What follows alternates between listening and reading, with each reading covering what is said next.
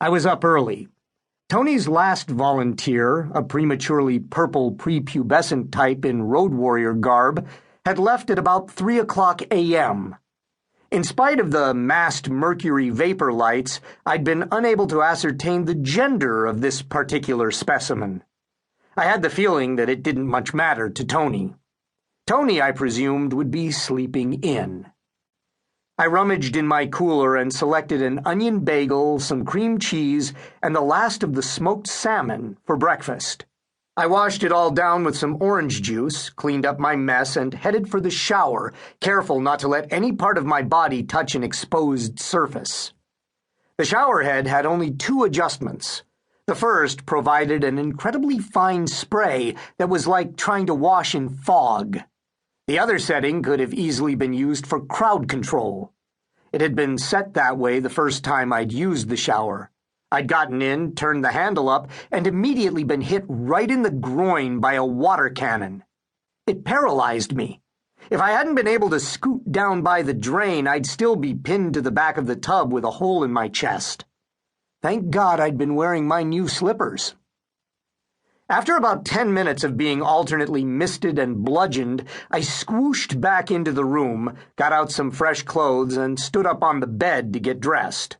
While I was lacing up my Reeboks, I wondered what Tony dreamed about at night, deciding that I probably didn't want to know. I was putting my slippers on the windowsill heat register to dry when I noticed that Tony was about to have his first visitor of the day. This was a bit of a disappointment. I'd figured he would be running out of gas by now. Obviously, the man had unimagined reserves of strength. I wondered if maybe he'd been going to the health club in preparation for his yearly sojourn, which in turn led me to wondering exactly what would constitute a workout for a sport like Tony's. How many sets of what? I quickly wrote this off as something else I didn't want to know. This morning's repast was pretty much standard fare. About 5'7", skinny, long blonde hair grown out brown at the roots, wearing jeans, a green flowered blouse, earrings the size of hubcaps, and red shoes with impossibly high heels. She knocked and was instantly admitted. Obviously, Tony had been up and expecting her.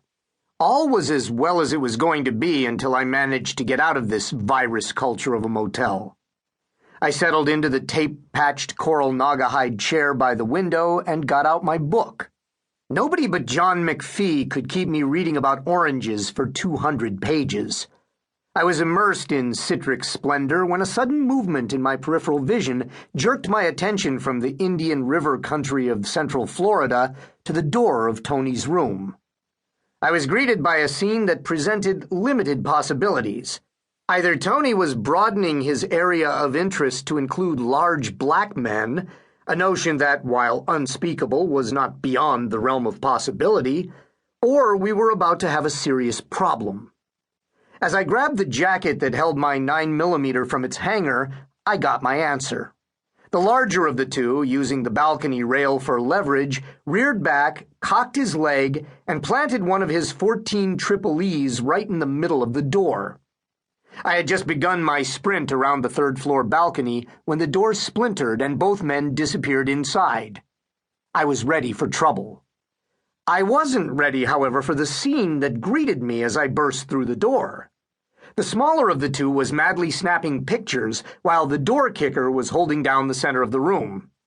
The room smelled like a stable and looked like a back room at Central Casting. Costumes of all types were scattered about the room. A pink leotard and tutu size 52 stout, a sawed-off canoe paddle with a taped grip, a World War I leather helmet complete with goggles, a yellow plastic miner's hat, a pair of white woolly chaps with matching vest, swim fins. Swim fins? Jesus! Whatever his myriad failings, the man led a rich fantasy life. You had to give him that. Tony was backed up against the far wall wearing his famous Viking costume, sans the breeches, trying valiantly to cover his distended organ with his hands. This type of intrusion would have deflated me in a hurry, but not old Tony. I made it a point not to look at him. The girl was lying face down on the